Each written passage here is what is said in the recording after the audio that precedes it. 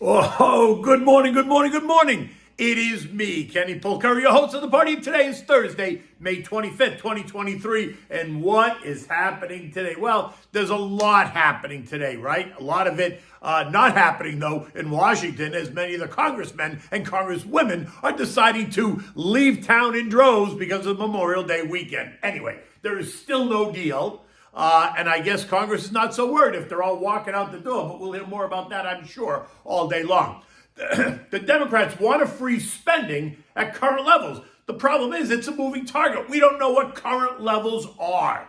Fitch is the first to put the U.S. on credit watch downgrade, which I think is a really dumb idea, but we'll get to that in a moment. NVDA blows up. Sales forecast top $11 billion in the quarter, up 50%. The algos go wild. The stock is up 25% in the pre-market, kissing the $1 trillion market cap level. And what do we have for dinner? Well, it's going into Memorial Day weekend, the kickoff of summer. We have the Simple Steamed Lobster for Memorial Day with corn on the cob. Okay, look, there's nothing to report. The drama drags on as the temperature in the room rises. Stocks continue to fall. The Dow down to 255 points.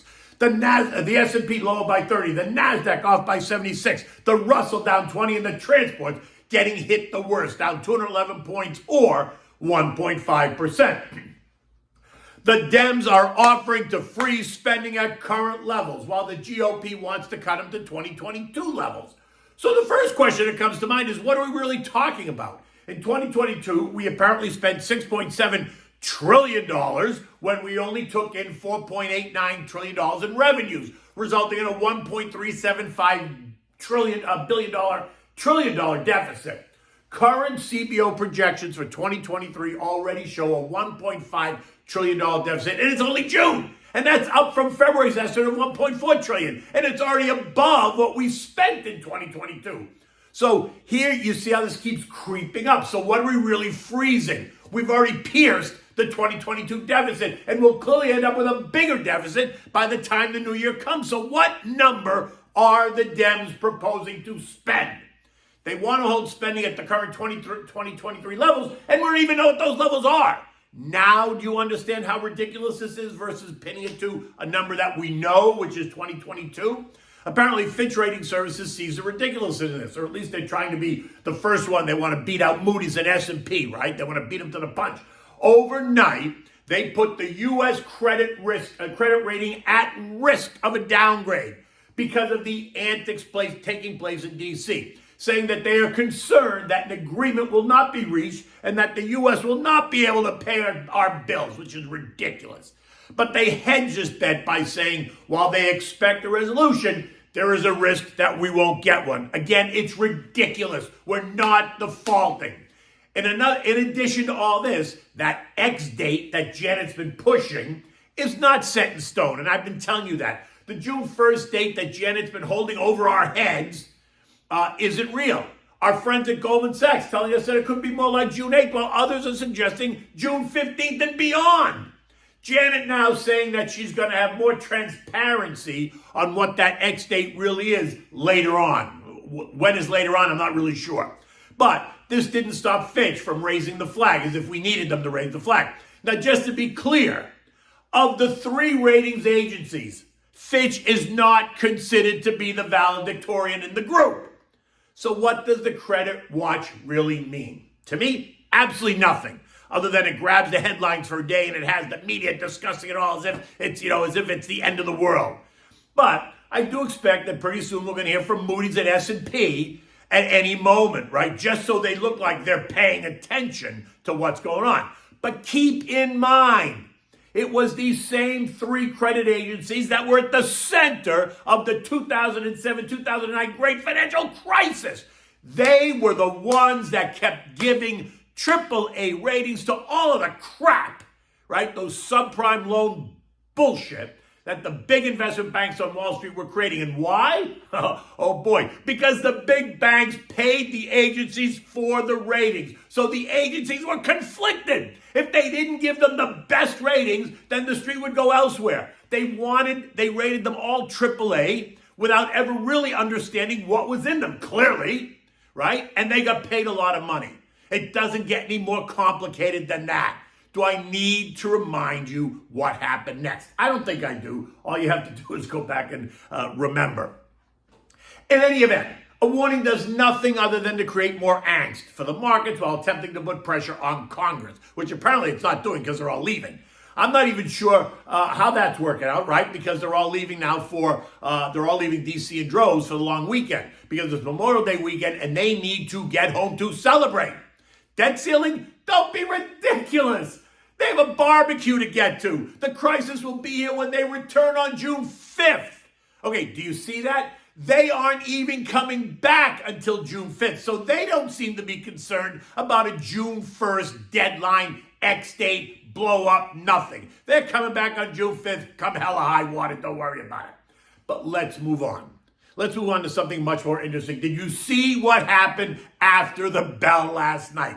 NVIDIA. And if you don't know it, I'm not sure how you wouldn't know it, they design, develop, and market 3D graphics processors and related software. But they are also at the nexus of the AI revolution. The stock, which got clobbered in 2022, was down some 45% as anything tech was punished while the Fed raised interest rates and everyone was concerned about the world, going down the drain. It was up 108% as of yesterday's close year to date. The stock closed the day at 305.38 and what has been nothing but dramatic. And then they reported that sales forecast expectations blew past any prior forecast, thanks in part to the surging demand for AI processors. Think things like OpenAI's ChatGPT. Sales have jumped by 109% year to date, and they expect to see $11 billion worth of sales for the 3 months ending in July. That's 50% higher than what the street analysts have been estimating. 3 months. 3 months. Let that sink in. The stock surged by 25% in the post-market trading, so now it's up 133% year to date, adding nearly $260 billion to its market cap, putting it now at a $940 billion valuation, double the valuation of its nearest competitor, Taiwan Semi, and triple what Samsung is trading at, with many now expecting it's going to pierce the $1 trillion market cap number at any moment, joining the likes of Apple, Microsoft, Google, and Amazon. Bottom line here is they are seeing incredible demand to retool the world's data centers. CEO Jensen Huang is predicting that companies will upgrade $1 trillion worth of data centers to become AI capable. And where are they going to get all those chips? Well, NVIDIA, or at least that's the implication by the action in the markets. I mean, it's absolutely nuts. U.S. futures this morning are split. Dow futures are down 55 points because NVIDIA is not in that index. The S&P is up 28 points because it does include NVIDIA. Nasdaq's ahead by 260 points because it is NVIDIA. The Russell is down 3 because there's no NVIDIA for them either. Expect anything tech and anything remotely associated with artificial intelligence to surge, right? On the back of this amazing sales forecast put out by NVIDIA. Also expect to see every analyst raise their price estimates. They'll scramble to do that last night because none of them saw this coming. None of them. Just be glad that you were in before this news came out. Treasury yields for the 2s and 10s held steady yesterday, yielding 4.42% and 3.75%. 1-month T-bills are now yielding more than 6% as they are the first ones at risk of default, if a default happens, which it's not. So investors are demanding higher yield. It's that whole risk-reward argument that you should have learned in Econ 101. Oil rose by another 1.8% yesterday. It's now up more than 9% off the early May lows of 67.50-ish. The most recent push higher, direct result of the potential that the Saudis and OPEC Plus are going to push to cut production again when they meet on June 4th. The Saudis telling the market to be careful about betting against them. Now today, we're seeing it actually pull back a little bit. It's down about $1.30 or 1.7%, trading at $73 a barrel after the Russians downplayed the risk of further production cuts at the meeting, right? It's all very exciting, but in the end, the Saudis want to see oil trading at plus $80 a barrel. Simple, doesn't get any more complicated than that. Gold remains range-bound, trading in the 1975-2020 range. We're not going to see a break in either direction until we get clarity on the debt talks as well as clarity on the Fed's next move. Eco data today includes the usual suspects. Initial jobless claims of 245,000, continuing claims of 1.8 million. We're also going to get the first read on first quarter GDP, and that's expected to come in at 1.1%. At 10 a.m., expect to see pending home sales up 1% month over month, but down 20% year over year. European markets are mixed. Germany is now in a technical recession. GDP in Germany is now negative 0.3% for the first quarter, putting Europe's biggest economy in what they call a technical, not an official. Because for it to be official, we need to see 2 quarters of negative growth. But if today's report's any indication, it's strap in. In addition, European investors are trying to understand what exactly the Fitch warning means. I think it means nothing, but it does add to the drama and it thickens the plot. At 7 a.m., we see the UK's down 0.2, the CAC 40 is down 0.2, the DAX is down almost 0.2, Eurostock is up 0.3%, Spain is flat, and Italy is down 0.1%. The S&P closed last night at 4115, down 30 points, and it is now off about 2.5% from last week's high. The trendline support is at 4,090, but today's NVIDIA report will most likely see both the S&P and NASDAQ higher. So don't expect us to test support at all. And it's higher because that stock is in both of those indexes. So trust me, it's going to boost them.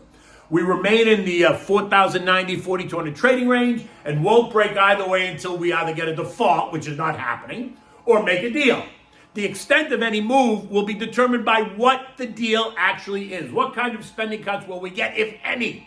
How will Congress negotiate if they're busy grilling burgers and Joey spends another weekend at the beach house? I mean, who is driving the bus? In any event, stick to the plan. Do not make emotional decisions. Here's me telling you, don't make an emotional decision. This too shall pass. Know what you own and why you own it. Continue to use your dollar cost averaging strategy to help build the portfolio on a monthly basis or quarterly basis, however you do it, and continue to keep reinvesting your dividends if you do not need the income. In the end, just eliminate the noise and stick to the plan. Okay, so we're having dinner. Well, it is the kickoff of the summer season. It is Memorial Day weekend. I can't even believe we're talking the summer already, because pretty soon it's going to be July 4th, and then it's going to be Christmas. So what are we having tonight? We're going to have the simple steamed lobster with drawn butter and corn on the cob. That's it. No more complicated. You go to the beach, you want to kick off the summer, so it's time for lobster. Make sure you get Maine lobsters. They are the sweetest, and this is one of the simplest lobster dishes of all, right? You're just going to steam / boil them. You're going to have drawn butter. You're going to eat it outside on a picnic table with the ocean, with the sound of the ocean and the ocean breeze just behind you. For this, you need, 1.5 pound lobsters per person, plenty of butter, and you need corn on the cob. Choose a large pot that's not going to crowd the lobsters, or you do it in different batches. Bring the pot of salted water to a rolling boil. Not a lot of salt, I just put a little. Drop the lobsters in the water head first. Make sure you take the rubber off the claws. Once the water starts to boil again, count for 8 minutes for the first pound, and then about 2 minutes for every pound after. So if they're 1.5 pound lobsters, you're going to cook them for about 9 minutes or so.